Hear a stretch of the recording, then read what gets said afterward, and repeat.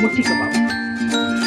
कीमा है, कीमा लेना है, 2 अदरक ये प्याज लेना है और 1 अदरक हमें कोयला है इसमें स्मोक के लिए चाहिए।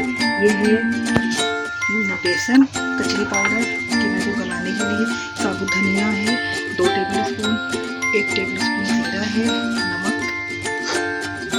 चिल्ली फ्लेक्स 1 टेबलस्पून, आधी टीस्पून हल्दी, 1 टेबलस्पून पिसी हुई लाल मिर्च, 1 टेबलस्पून पिसा हुआ धनिया और 1 टीस्पून पिसा हुआ गरम मसाला।